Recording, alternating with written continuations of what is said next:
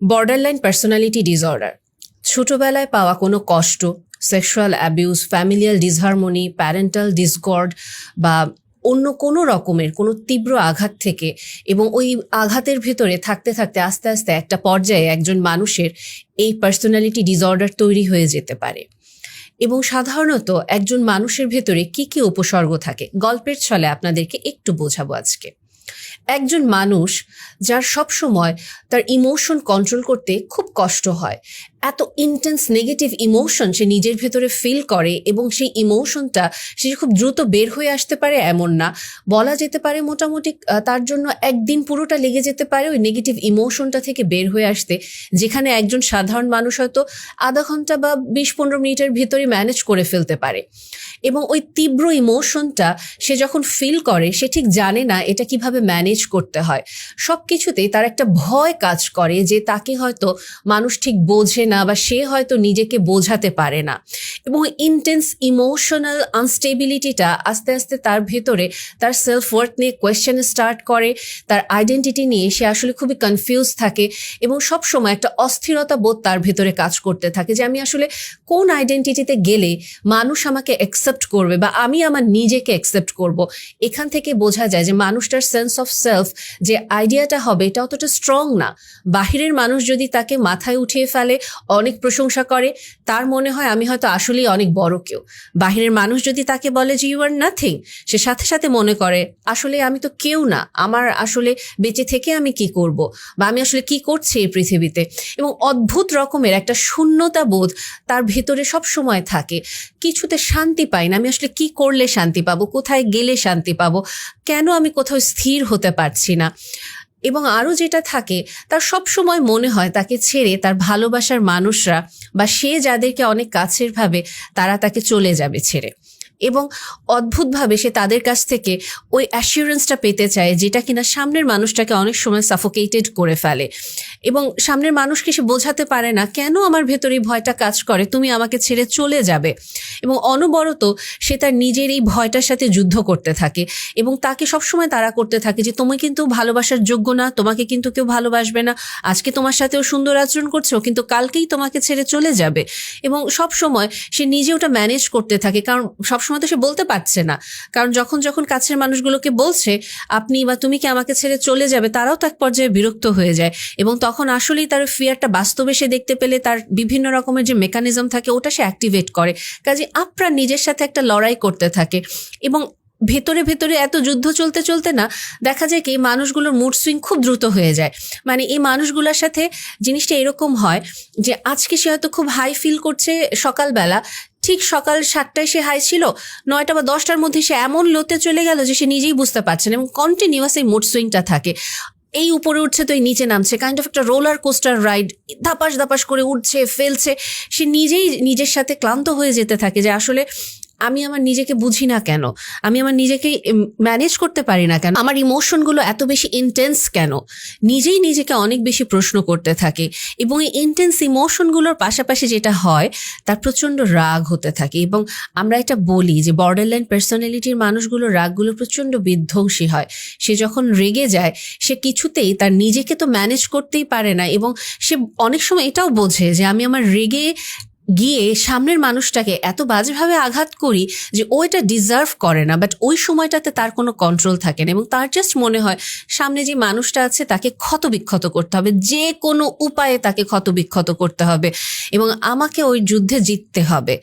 এবং যখন সে শান্ত হয়ে আসে, হয়তো সে ভাঙচুর করলো, অসম্ভব বাজে ব্যবহার করলো, তারপরে আস্তে আস্তে তার একটা অনুতপ্ত বোধ জাগ্রত হয়, নিজেই নিজেকে বারবার দোষী সাব্যস্ত করতে থাকে, কেন আমি একই কাজ বারবার করি, কেন নিজের উপরে কন্ট্রোলটা রাখতে পারি না। ওখান থেকে তার আরও যেটা চলে আসে যে আমি বেঁচে থেকে কি করব, আমি এরকম ইমোশনালি আনস্টেবল, আমার সব সময় একটা শূন্যতা বোধ তাড়া করে, আমাকে কেউ বোঝে না, আমি আমার নিজেকে কাউকে বোঝাতে পারি না। এবং যেহেতু তার আমি শুরুতেই বলেছি ওনাদের বিভিন্ন রকমের ট্রমার হিস্ট্রি থাকে, ওই ট্রমাটা সে কখনো হিল করেনি, ওটা বয়ে নিয়ে এসে বেড়াচ্ছে, কাউকে বোঝাতে পারছে না, সামনের মানুষগুলো বা ভালোবাসার মানুষগুলো তার কাছ থেকে প্রচণ্ড কষ্ট পাচ্ছে। একটা পর্যায়ে তার তখন মনে হয় আমি বেঁচে থেকে কি করব, আমার বেঁচে থাকার কোনো প্রয়োজন নেই বা আমার ভালো থাকার প্রয়োজন নেই, সে অসম্ভব রকমভাবে সুসাইডাল হয়ে যায়। সে আত্মহত্যার বিভিন্ন চিন্তা করে, কেউ কেউ আত্মহত্যার চেষ্টা করে, অথবা কেউ কেউ নিজেকে প্রচণ্ড রকমভাবে আঘাত করতে থাকে, হাত কেটে ফেলে, অথবা কোনো রকমভাবে নেশায় অভ্যস্ত হয়ে যায়। বিঞ্জ ইটিং বলা হয়, বিঞ্জ শপিং বলা হয়, বা গ্যাম্বলিং বলা হয়, বা ড্রাগ অ্যাবিউজ বলা হয়। মানে নিজেকে হার্ম করার যতটুকু সম্ভব পদ্ধতি আছে যে কোনো কিছুতে ওনারা এরকম রিস্কি বিহেভিয়ারে ইনভলভ হয়ে যান। এবং ওভারঅল একজন মানুষ যখন এতটা ইমোশনালি আনস্টেবল থাকেন এবং নিজের জীবন নিয়ে এতটা ফ্রাস্ট্রেটেড থাকেন এবং ভালোবাসার মানুষগুলোকেও সবসময় নিয়ে একটা কনফিউশনে থাকেন যে তারা কি তাকে ছেড়ে চলে যাবে, ওই মুহূর্তে পাশাপাশি তার আরেকটা সিমটমও কিন্তু আসবে, প্যারানয়া, সন্দেহ করতে থাকে। এবং সে সবসময় দেখা যায় অ্যাজিউম করতে থাকে যে এই জিনিসটা উনি এরকম করেছে, ওর মনে হয়তো এটা চলছে, বা ও হয়তো এই জিনিসটা এভাবে চিন্তা করছে যেটা আমাকে বলছে না। সামনের মানুষগুলো যদি অনবরত তাকে এটাও বলে যে না আমি এটা এভাবে ভাবছি না, তারপরেও বলবে যে না তুমি মেবি আমাকে খুশি করার জন্য বলছো, কারণ উনি ওনার ওই ধারণাটা থেকে কখনো বের হতে পারে না। এই মানুষগুলোর যেহেতু ছোটবেলা থেকে বিভিন্ন রকমের ট্রমার হিস্ট্রি থাকে, বা একটা বা দুটোই খুব ইন্টেন্স ট্রমার হিস্ট্রি থাকে, এবং প্রচণ্ড একটা এমটিনেস কাজ করে, যে সবসময় একটা ভালোবাসার ক্রেভিং, যে কেউ আমাকে ভালোবাসবে বা কেউ আমাকে একটু বুঝবে। ওনাদের আরেকটা কমন টেন্ডেন্সি থাকে, ওনারা খুব দ্রুত একটা মানুষকে আইডিয়ালাইজ করে ফেলে যাকে তার অসম্ভব ভালো লাগবে, তার সব কিছু তার ভালো লাগে, ইচ অ্যান্ড এভরিথিং, মানে ওই মানুষের কোনো ক্ষতি থাকতে পারে না। কিন্তু খুব কষ্টকর ব্যাপার, এই মানুষটাকে খুব দ্রুত তারা ডিমোনাইজিং করা স্টার্ট করে দেন, যে এই মানুষটার মতো অসম্ভব খারাপ মানুষ আর কেউ হতে পারে না। যখন এই মানুষটা কখনো তাদের মতের অমিল কোনো কিছু একটা বলে, বা কখনো তাদেরকে ছোট বা কোনো একটা বিষয়ে হার্ট করে ফেলে, জিনিসটা এরকম যে খুব রাতারাতি একটা মানুষকে তারা মাথায় উঠিয়ে ফেলেন এবং ঠাস করে ফেলে দেন। ব্ল্যাক অ্যান্ড হোয়াইট একটা থিঙ্কিং, যে হয় এই মানুষটা ভালো, না হলে এই মানুষটা খারাপ। এই দুটোর মাঝখানেও যে আসলে গ্রে জোন থাকে, বা একটা মানুষ যে ভালো খারাপ মিশিয়ে থাকতে পারে, এই চিন্তাটা কখনোই ওনারা করতে পারেন না। এবং এই জিনিসটা যদি ওনাদেরকে হাইলাইটও করা হয় যে এটা কিভাবে করা যায় নাকি, বা আমি তো এইভাবে এই জিনিসটা করিনি, ওনারা কখনো অ্যাকসেপ্ট করতে চান না। অনেক সময় যদি ওনাদেরকে ওনাদের এই ভুলগুলোও বলা হয়ে থাকে, ওনাদের ইগো প্রচণ্ড পরিমাণে হার্ট হয়ে যায়, কারণ এমনি তো ওনারা ভালনারেবল, সবসময় ওনাদের আনওয়ার্দি মনে হয় নিজেদেরকে। এবং তখন যদি ওনাদের ভুল কেউ ধরিয়ে দেয়, এবং সেটার কাছের মানুষ যাকে একসময় সে খুব পছন্দ করতো এবং এখন তাকে সে আর পছন্দ করতে পারছে না, সেটা কিছুতেই নিতে পারে না। এবং তার মনে হয় সব দোষ কেন আমার, সবসময় সবাই কেন আমাকেই বেশি দোষী মনে করে, এটা তো এরকম হওয়ার কথা না, এটা আমার সাথে অন্যায় হচ্ছে। এবং ইমোশনাল আনস্টেবল থাকার কারণেও দেখা যায় ওনাদের সম্পর্কগুলোও আসলে স্থায়ী হয় না।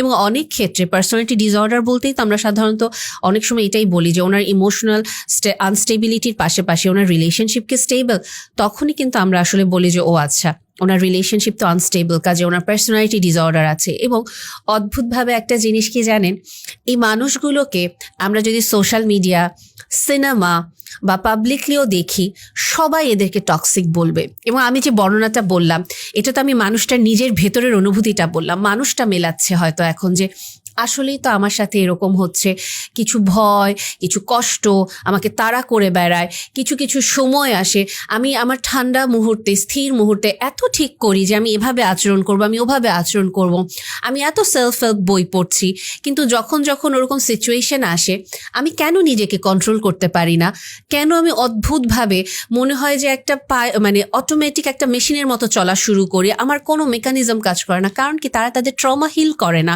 এবং ওই ট্রমাটার পাশাপাশি ওটা নিয়ে চলতে চলতে এবং তার সারাউন্ডিংসের কোনো ইম্প্রুভমেন্ট নাই, ওই পরিবেশে থাকতে থাকতে তার বর্ডারলাইন পার্সোনালিটি ডিসঅর্ডার ডেভেলপ করে গিয়েছে এবং সেইটা নিয়ে কখনো কাজ করে নাই।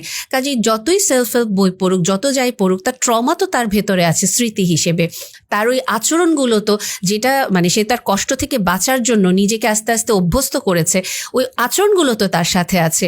এবং ওই সাবকনশিয়াস মাইন্ড যেটা করে, যখন কোনো এরকম সিচুয়েশন এসে পড়ে যায়, তার ফিয়ারগুলো ট্রিগার হয়, তার ইমোশনাল আনস্টেবিলিটিকে সে ট্রিগার করে ফেলে। এবং কনশিয়াস মাইন্ড তখন খুবই কনফিউজ হয়ে যায় যে আমি আসলে কিভাবে রেসপন্স করব। এবং বরাবরের মতো যেটা হয়, সে কোনো স্মৃতি বা কোনো কিছু মনে থাকে না, তার জাস্ট অনুভূতি মনে থাকে এবং সে ওই অনুযায়ী একটা অটোমেটিক মেশিনের মতো ওই কাজগুলো করে। তাহলে বর্ডারলাইন পার্সোনালিটির মানুষরা কি কখনো ঠিক হয়? হ্যাঁ, এটা আমার কথা না, রিসার্চের কথা। দেখা যাচ্ছে যে উইদিন 1 ইয়ারের ভেতরেই 10% বর্ডারলাইন পার্সোনালিটি যদি ওনারা এটা জানেন এবং উইলিংলি ওনার ডায়াগনোসিস নিয়ে কাজ করতে চান, ওনারা রিকভারি স্টেটে চলে যান। এবং অনেক ক্ষেত্রে দেখা যায় যে মোটামুটি অ্যারাউন্ড 80 to 90% কেসে মোটামুটি 10 বছর যদি কেউ নিজের এই বর্ডারলাইন পার্সোনালিটি নিয়ে খুব সেন্সিভলি কাজ করেন, নিজের ডায়াগনোসিস জেনে আস্তে আস্তে করে উনি খুব সুন্দর একটা স্টেবল লাইফে আসতে পারে। এবং এটাতে খুব গুরুত্বপূর্ণ যে উপাদান দুটো থাকে, একটা হচ্ছে থেরাপি কন্টিনিউয়াস, এবং সেকেন্ড যেটা একটা স্টেবল রিলেশনশিপ।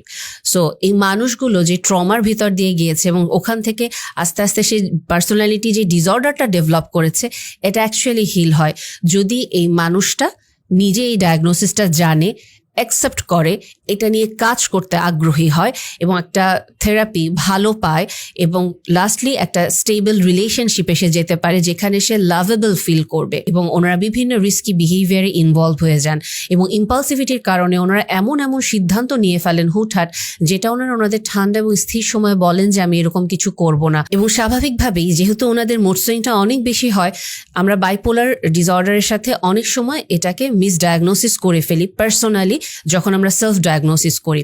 তাই আমি সবসময় একটা জিনিস বলি যে দয়া করে সেলফ ডায়াগনোসিসে যাবেন না, কারণ একটা সিমটম বিভিন্ন ডিসঅর্ডারে থাকতে পারে।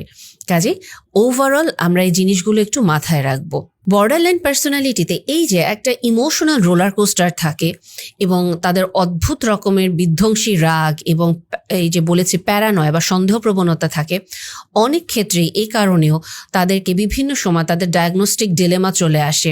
কারণ যেহেতু তারা বিভিন্ন রিস্কি বিহেভিয়ার, বলা যায় ড্রাগ অ্যাবিউজে ইনভলভ হয়ে যায়, তাদেরকে অনেক সময় বলা হয়ে থাকে তাদের এই ইম্পালসিভ বিহেভিয়ারের কারণে মেবি তাদের বাইপোলার ডিসঅর্ডার হচ্ছে। এবং অনেকেই দেখা যায় যে সেলফ ডায়াগনোসিস করে ওনার যে বর্ডারলাইন ডিসঅর্ডার এটা উনি বুঝতে পারেন না, বরং উনি নিজেকে বাইপোলার ডিসঅর্ডার বলে ফেলে। কিন্তু এখানে আমাদেরকে একটা জিনিস মাথায় রাখতে হবে যে বর্ডারলাইন পার্সোনালিটি ডিসঅর্ডারের মানুষরা প্রচন্ড রকমের ইম্পালসিভ হন এবং এই ইম্পালসিভিটির কারণেই কিন্তু ওনার অদ্ভুত রকমের বিধ্বংসী রাগ থাকে,